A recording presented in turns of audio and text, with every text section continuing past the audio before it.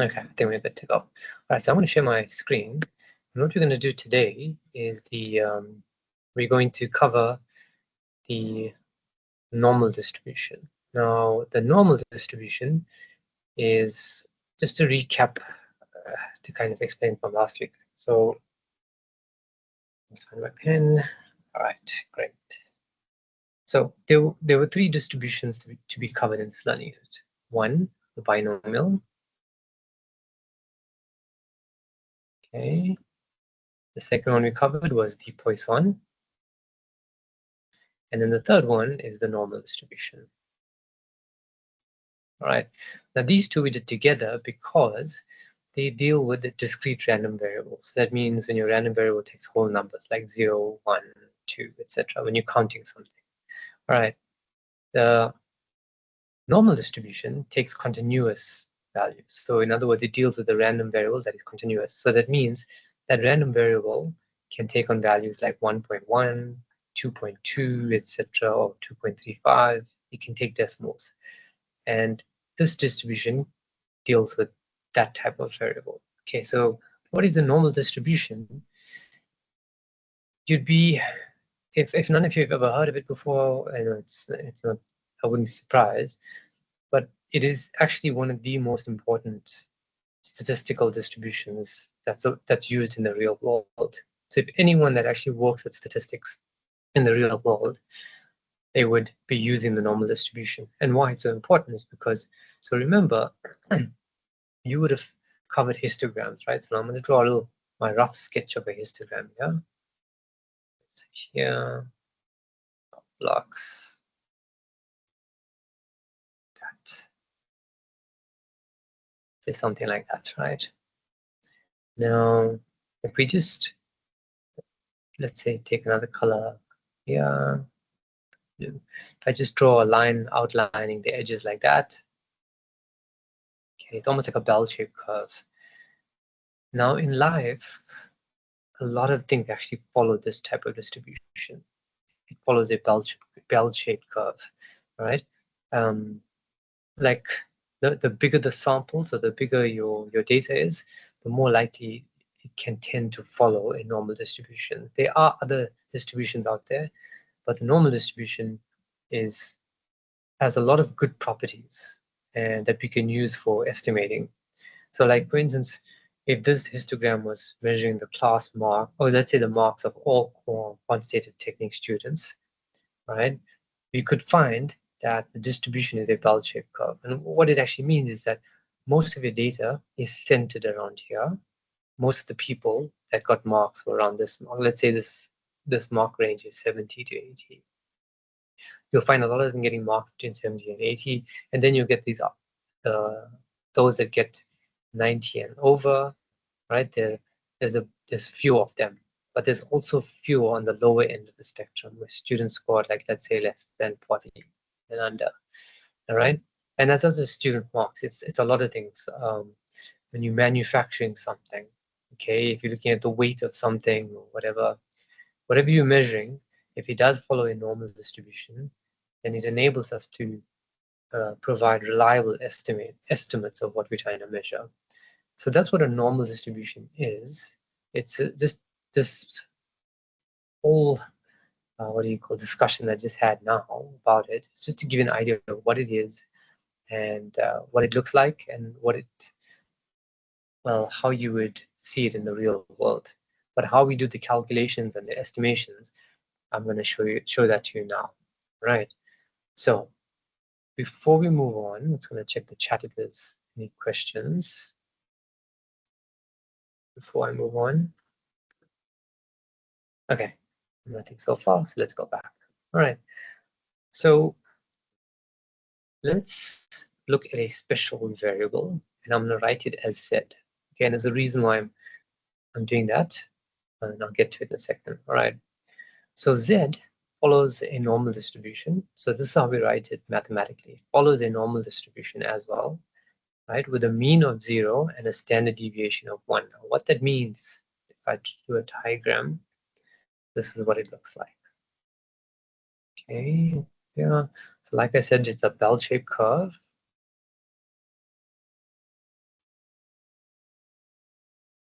right?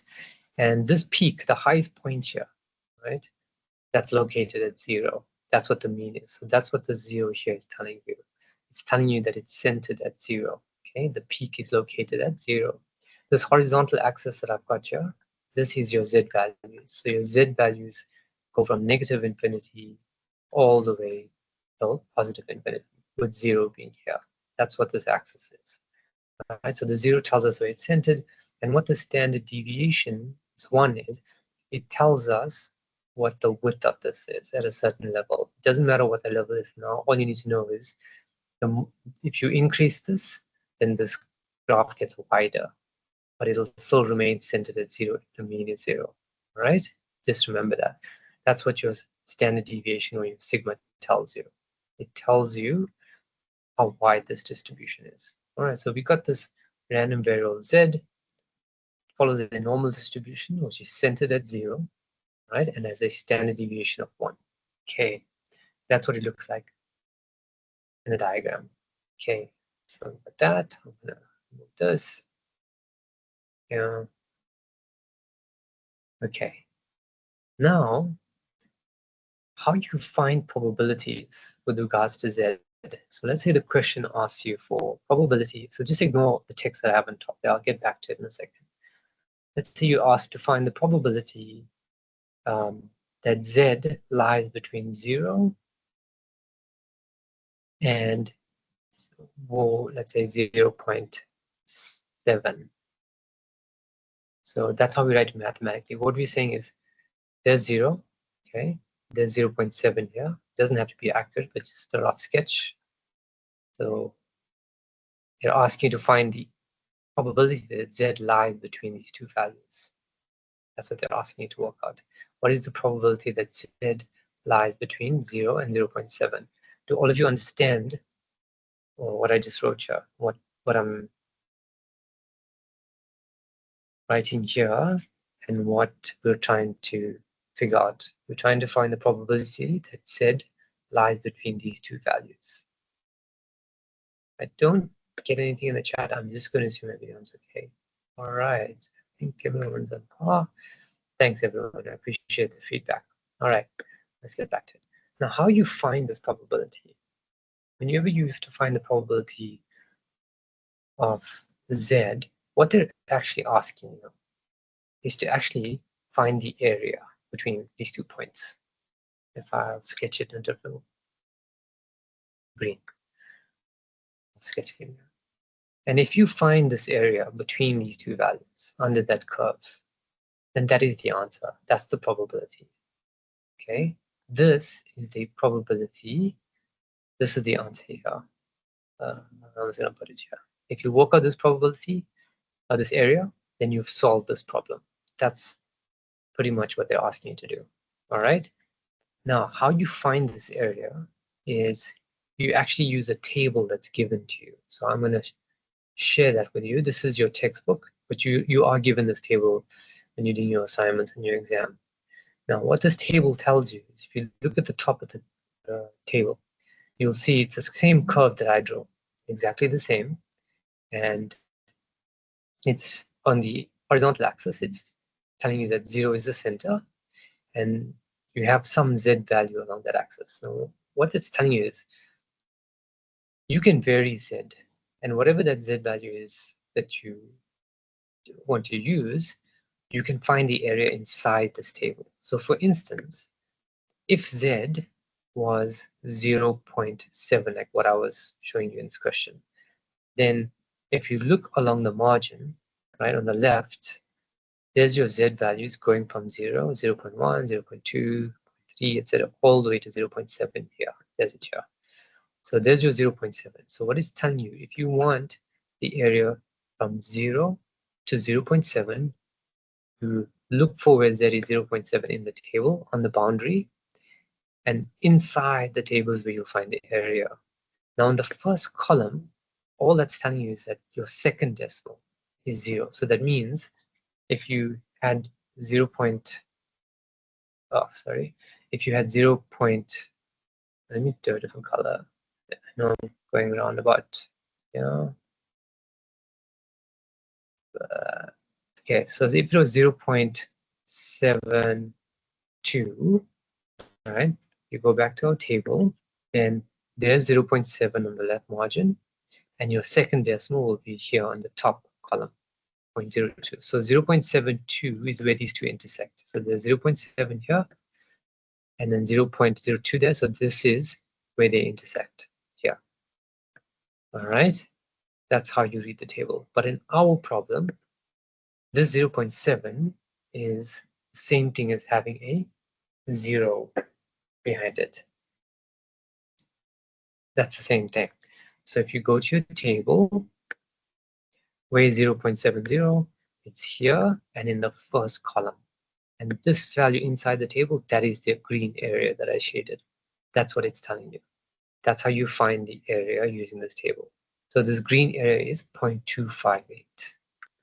Okay, so I'm going to write that.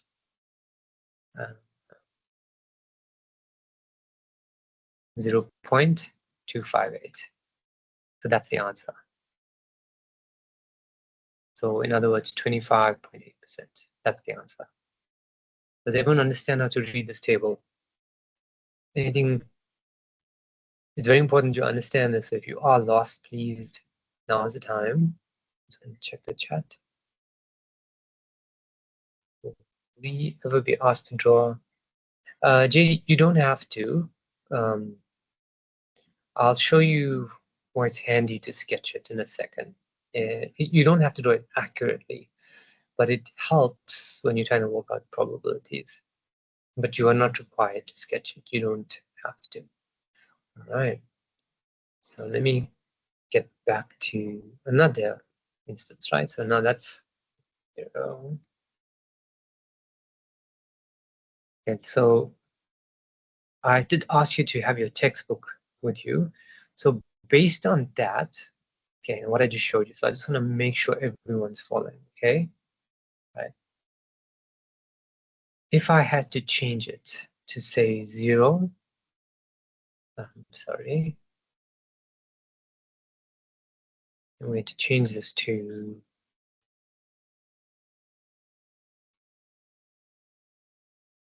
0.41. 0.41. What is that area now? So the question is, what is the probability of Z being between 0 and 0.41? So look at your table for 0.41. Look at your table and tell me what this answer is.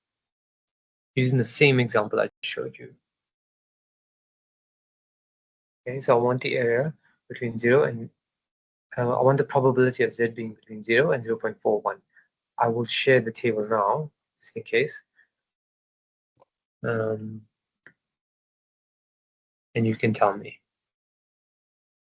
You can write it in the chat.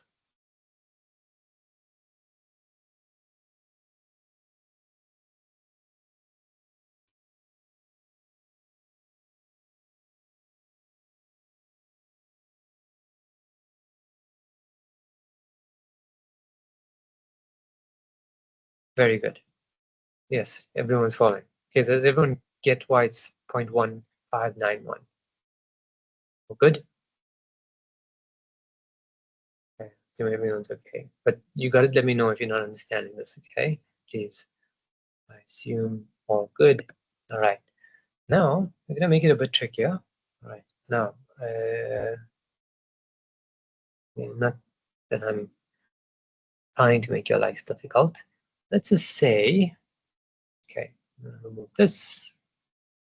And instead of 0, now it's minus 0.1. So now it's not from 0. It goes from minus 0.1 to 0.41. So now it doesn't mean you stop here at 0. They're asking you to find the probability that Z lies between 0.41 and a negative value, which is somewhere around here. It doesn't have to be accurate. You just need to know that negative values will be on the left of 0. And that's good enough. So negative 0.1. Okay, so now it's the same principle. You just need to find the area between these two values. So I'm going to shade this area in a different color because we're going to find that area in a different way. Okay, so we're going to have this red area, and that green area still remains the same, which you found. Okay, you all of you have done that. Also, I'll write that value down so we don't forget it. So this value, this green area, was 0.1591. Now the answer to this question is to find the red area and just add it to the green area. But we just don't know what the red area is. Okay, we need to figure this out. All right. Once you got the red area, you just add it to the green area, and that's the answer. Because the question wants you to find the total area between these two values. All right.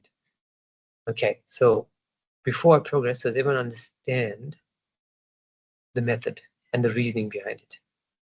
In order to find the probability that Z lies between minus 0.1 and 0.41, you need to find the total area between them, and that's the answer. But we are going to split that area up into a green and red area because the textbook or your table only gives you the area from 0 to a positive Z value. So if you look at your textbook, if you look at the curve on the top, there's no shaded area on the left of 0. Okay, so everything that you see inside this table is only for areas from 0 to a Z value. All right, so we got that area, we got that green part, we just need to work out the red part.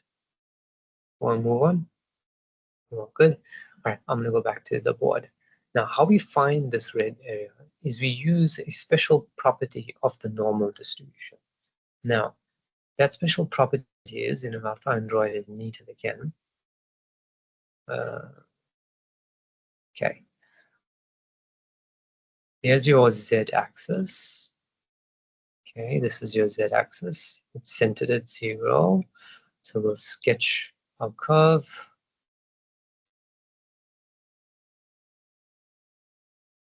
Yeah. All right. What the special property of the normal distribution is that it's symmetric. That means at this line at 0, this vertical line, it splits this graph into two identical parts. So whatever you see here on the right, you will see on the left. Okay, this is identical to this.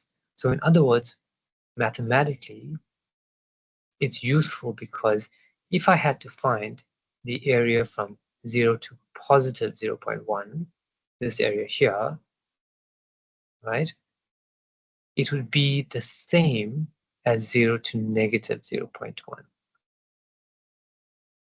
That's what the property of symmetry does. Okay, because they're identical, doesn't matter that it's a negative 0.1. Okay, the distance from 0 to negative 0.1 is the same as 0 to positive 0.1. So this pink area and this black area are the same. It's symmetrical. So this red area is the same as this black area here. That's the same thing because the area from 0 to negative 0.1 is the same as the area from 0 to positive 0.1. And we know how to find that because the textbook has the area from 0 to positive 0.1, which is here, 0.0398. Okay, 0.0398. So that's the answer here. 0.0398. And so now we've solved it. We know what the red area is. We know what the green area is. So the total area is these two added up. All right. If you add it up, you get a value of, I don't have my calculator here, but you get the method. Okay, if you add these two up, that's the final answer. Does that make sense, everyone? Everyone? Anyone want me to go over that again, or all good? Okay. Thank you. Thanks for the feedback. All right. Very, very good. Okay. Now, let's do another example. All right. I'm gonna remove this.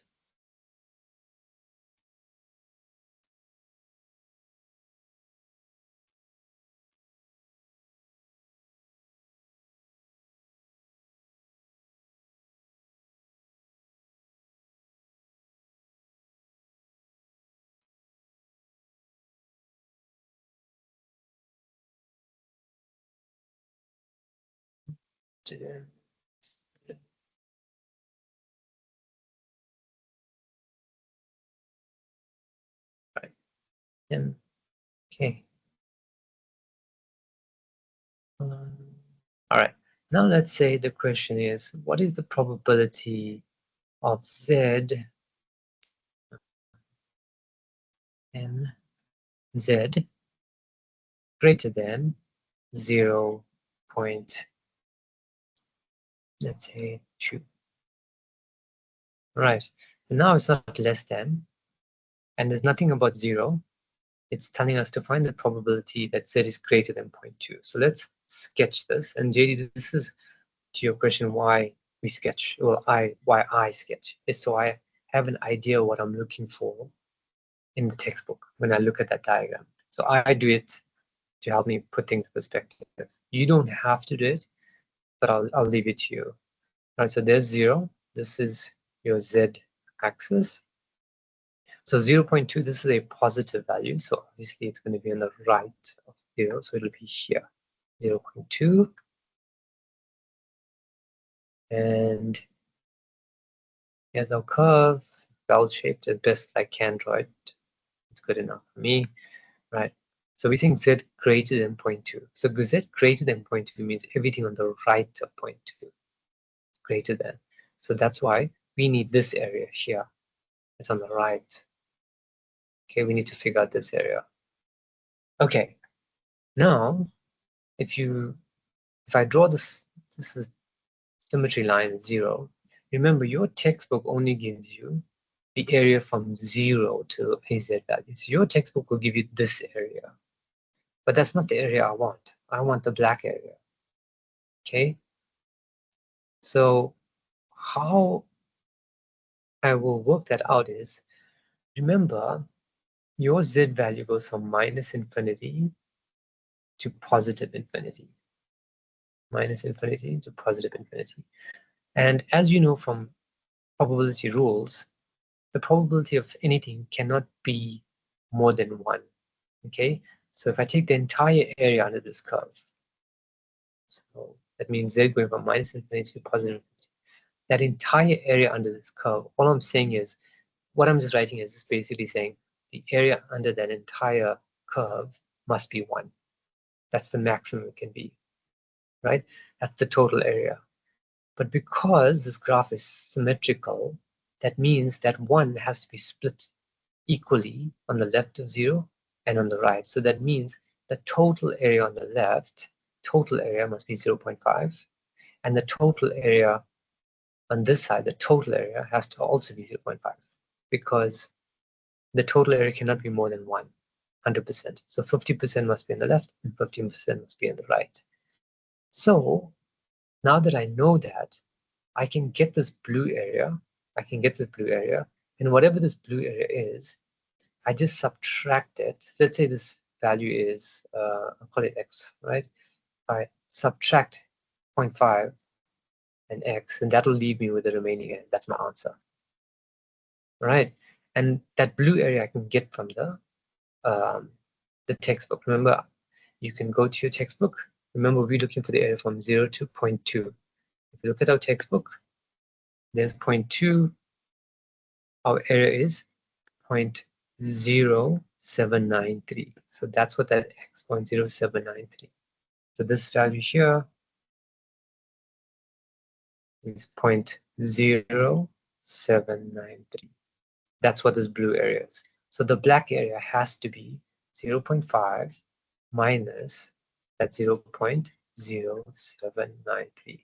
And that will give me the black area. Does that make sense, everyone?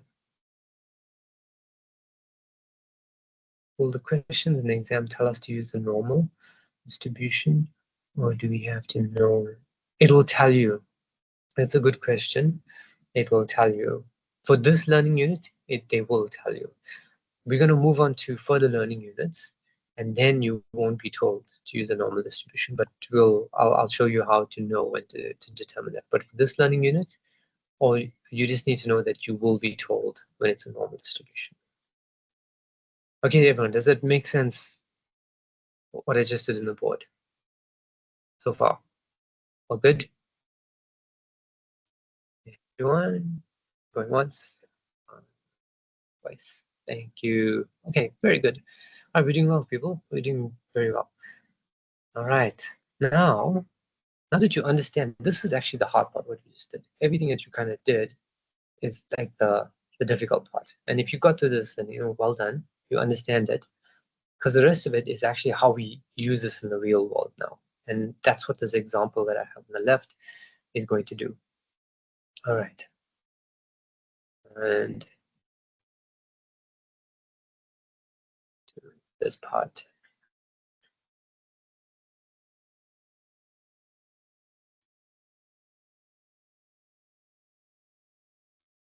Okay, so if we read the question, I'm just gonna make this a bit bigger. No, I don't like that thing. Let it. I'm hoping it's clear though, but let me know otherwise. All right, so let's read through this question. It says, a recent survey by a local municipality established that the daily water usage by households is normally distributed. So to your question, yeah, see, it'll tell you that it's normally distributed. Okay, with a mean of 220 liters, I'm going to underline that because we can use it, and a standard deviation of 45 liters. So the mathematical symbols for that, which we did in the earlier learning unit, is your mean is mu, which is 220, and your sigma is 45. All right. All right. The question says, use a standard normal Z-tail to answer the following questions. What percentage of households is likely to use more than 300 liters of water per day? All right. So firstly, the random variable we're dealing with, if you're not sure what the random variable is, actually look at the question.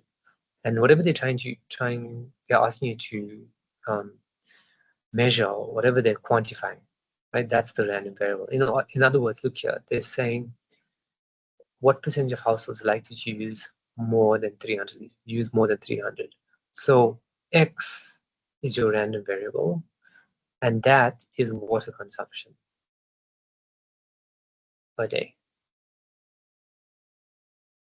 in liters. Water consumption per day in liters. All right, because that's what we're pretty much measuring in this entire question. Water usage, if you look here, daily water usage. Okay. Now X is a random variable, right? And what it's actually measuring is the water usage on a daily basis. And so the first question, 1, is asking us, what is the percentage of households that is likely to use more than 300 liters? Now, when they say percentage, they're actually asking you for the probability.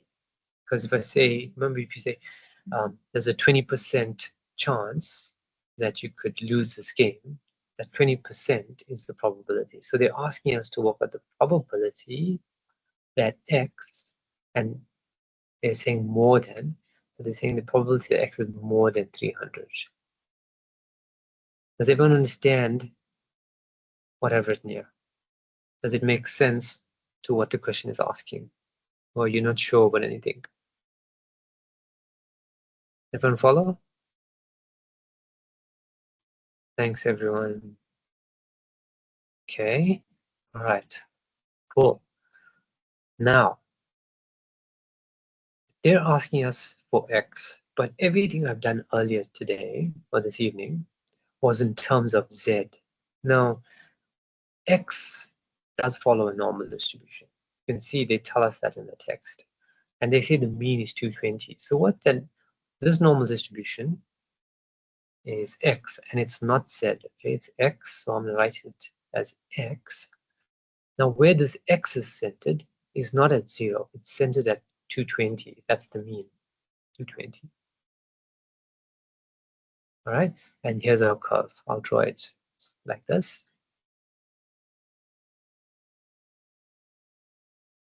It's bell-shaped, okay? Just keep that in mind. I know my sketch is not the greatest. And this is the center point, okay? This is the center point. All right. Now the thing is, they want us to work with the probability that x is greater than 300. So there's 220, so 300 must be on the right of it. It's bigger than that, so there's 300. 300. And they want us to work out the area for x greater than 300. So greater than 300 means everything on the right of it. Yeah. We need to work out this area. Yeah. Greater than 300. Now this is a normal distribution. It's just that the scale is different to the z variable. So if you look at your table, right? If I go to the table, you can see that this table is centered at 0. So we can't really use this table for this problem because this problem it's centered at 220, right? And that's a problem. We need to solve this. And fortunately, there is an easy way to map, or in other words, convert x to z, right? You can convert this diagram from x to z by using this formula here, which is given to you. You don't need to memorize it. Z equals x minus mu all over sigma. This formula is given to you. All right. So what that means, if you use this formula, you can go from this diagram to the diagram I did earlier. And now it'll be in terms of z. Instead of 220, it's going to be 0. All right. It's a curve.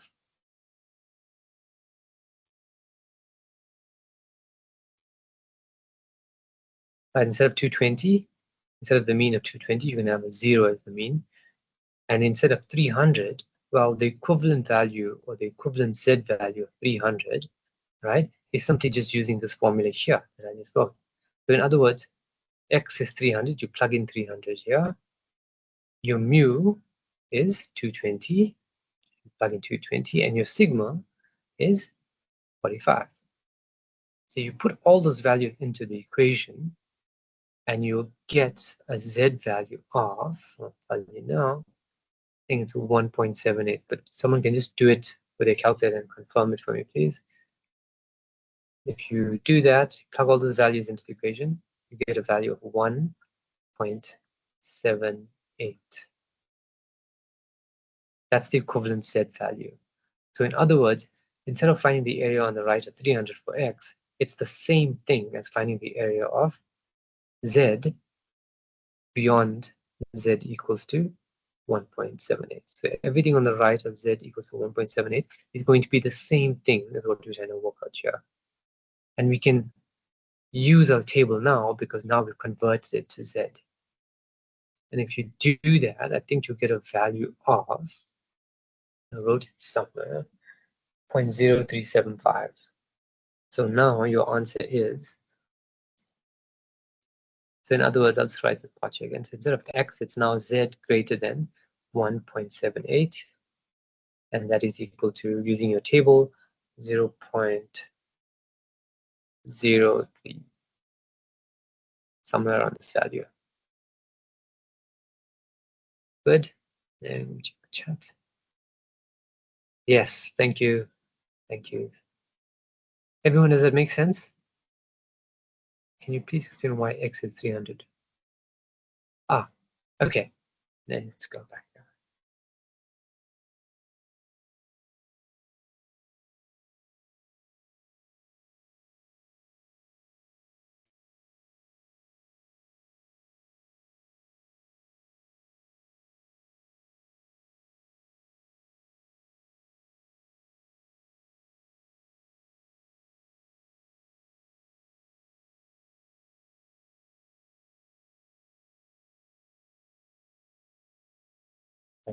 So to your question, why is x 300? Okay, so what this formula here does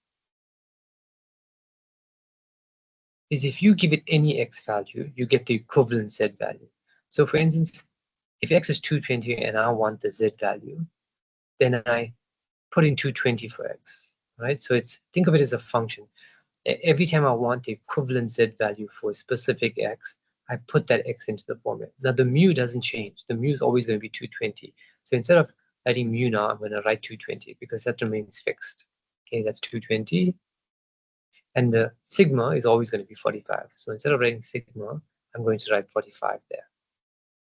Okay. So say I wanted, what is the equivalent Z value when X is 220? All I do is I put 220 in it. So if I put 220 in there, minus 220 all over 45, that gives me 0. So the equivalent Z value for X being 220 is 0. That's why it's centered at 0. All right. Now I want the equivalent Z value when X is 300, because that's what the question is asking for. The question is asking me for X greater than 300, which is here. But what is the equivalent Z value? And how I get that is now I'll put in 300 in there. So if I put 300 in there, minus 220 over 45, that gives me 1.78. So that's the equivalent Z value for X being 300. Does that make sense, Natalia? You're welcome. Yeah, I'm hoping that answers it, but let me know otherwise. All right. Okay, so let's do the last question. Okay, second part.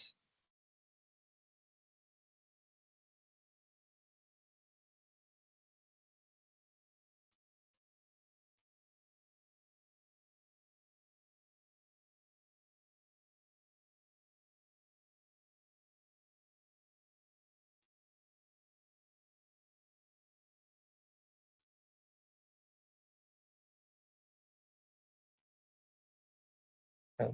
The second part, so we've answered the question 1. Now the second question, what is the probability of finding a household that uses less than 100 liters of water? So less than. So now they're asking us for the probability that X is less than 100. Right. So now there's our X variable, and this is the distribution. I'm going to remove this part now.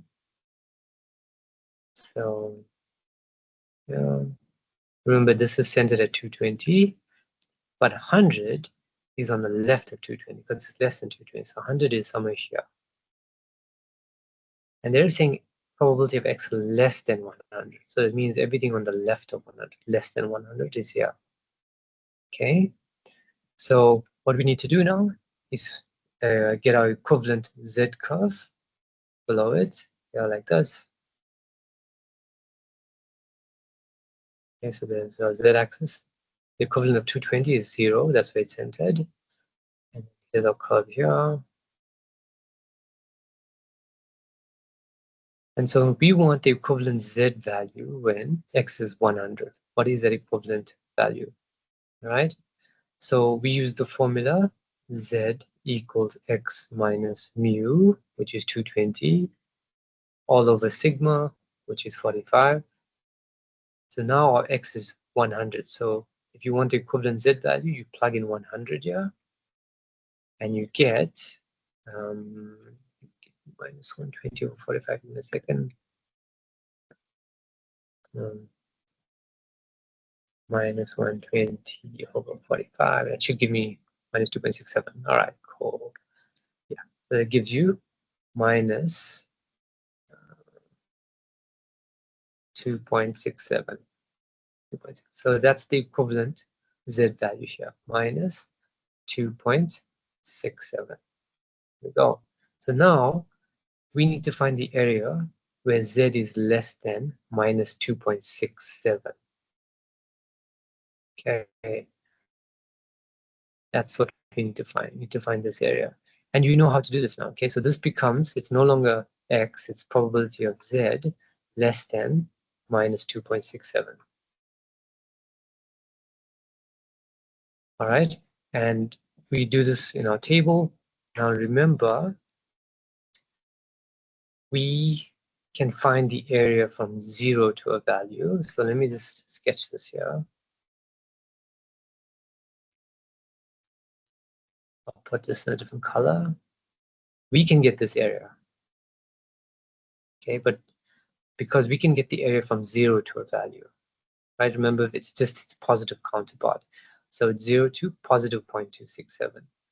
But the thing is, we want this black area, okay, which is on this part. So what we would do is we would say 0.5. This is going to be 0.5. Remember, half the area this curve is 0.5. 0.5 minus this blue area. Let's just call this, call it whatever you want to call it y, which we're going to get from our table. So 0.5 minus this y is going to give us the answer, the black area. And how we find this blue area is we go to our textbook and we look at this, the value of z being from 0 to 2.67. That'll give us the same area that we're trying to find in blue. If we go to our table, there's 2.67, 2.6 here, and 2.67 is here. I'm just gonna zoom out for a bit so you can see it better. 2.67 is the third last column. It's here. This is the value, 0.49621. This blue area is 49621. 49621. This y, 0.49621. So your final answer is 0.5 minus 0.49621, which is roughly, I think, someone can correct me, 0.0038. 0.0038. That's your final answer.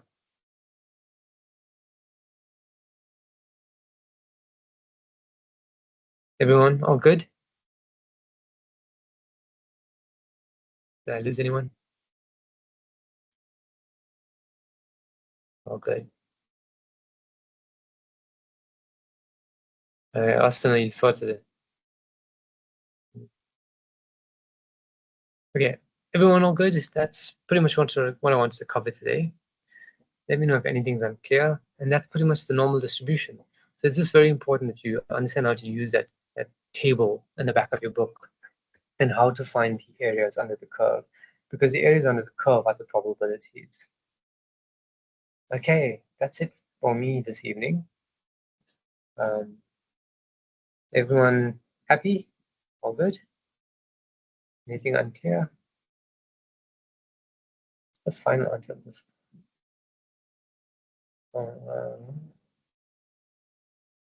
Austin, let me give me a second.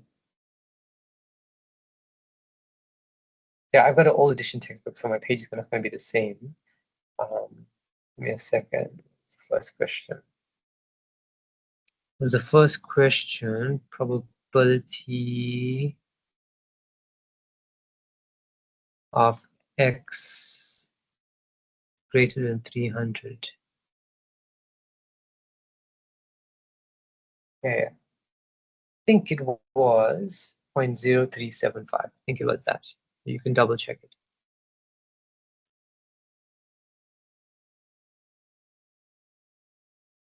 I moved it from the whiteboard, but I think that was the final answer, 0.0375. I'll just double check that now. Just give me a second.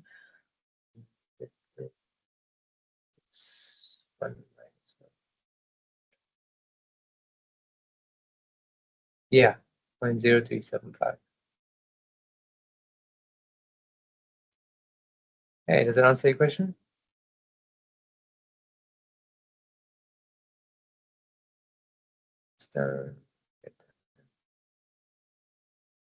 Oh, okay. Let me go back to question 1. Okay.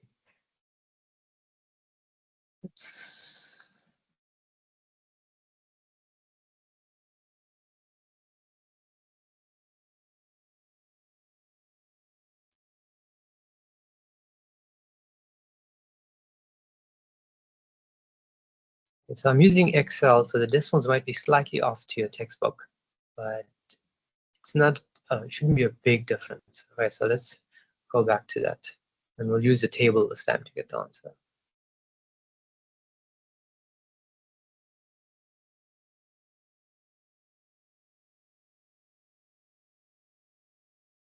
Anyway, I think Excel is more accurate, but that's a story for another day. So I'm going to draw this curve. There's your x, it's centered at 220, and your sigma is 45. All right, so the question is asking for x greater than 300. So there's 300 here. All right, so we want this area on the right of it. So the equivalent z curve centered at 0, and your equivalent z value when x is 300 is 1.78. Let me just double check that. 0.78. And so we want to find the area on the right of 1.78. Okay, Austin, you with me so far? Okay, all right. So after the 1.78, okay, so I assume you're okay with where I am right now. So we want to find this area. Okay, that's the question. How do we find this area? Now the thing is, the entire area. So I'm gonna just mark this in a different color. The entire area, yeah, is 0.5. Everything on the right of 0 is 0.5. That's the entire area, right? So the entire area is 0.5. So the entire area is 0.5. And the blue area is only a part of it. And that's what we want to figure out. The good thing with the textbook is that it will give you this area here. I'll shade it in pink. Your textbook will give you this area. And that's what you've been doing all this time. You did that as an exercise earlier. The class seems to get it. And I assume everyone's okay with how to find this probability here in pink. So if you want to find the area from 0 to 0.78, you just go to your textbook and you look for 1.78. So there's 1.7, yeah, and then 8 will be the second last column. There's your 1.78. So we look at where it's 1.78, which is here. It's 0.4625. So that's the pink area. The pink area is 0.4625. 0.4625. All right. So if the entire area is 0.5 and just the pink area is 0.4625, then the remaining area, the blue area, is just minus 0.5 minus 0.4625. And that's how you get this here. So that 0.5, the total area is split up into two parts. The pink area, which you can get from the table. So you just take the remaining area, and how you find the remaining area is subtracting 0.4625 from the 50%. Perfect. Nice. All right. Everyone all good? There aren't any questions, but please feel free to ask any questions. This normal distribution is quite important because you will deal with it in the next two learning units as well. So you'll kind of continue with it. So it's very important that you understand this. All right, I'll give you some exercises to work through on this learning unit.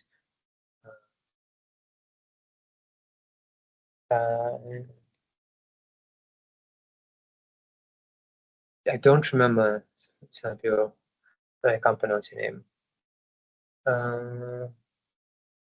Let me see if I can find it somewhere.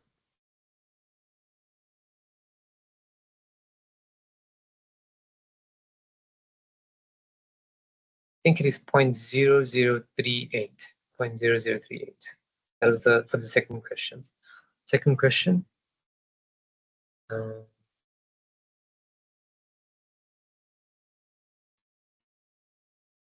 Was 0.0038. I won't go to the working again. If you want, you can just watch the recording. Let me just double check the 0.0038. Yeah.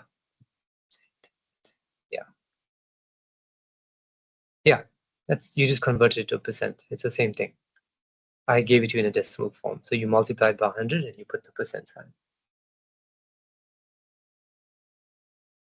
Okay. All right, everyone. I hope you enjoyed the session and we will meet again. I'll put the recording up by tomorrow. All right. Have a good evening. Take care.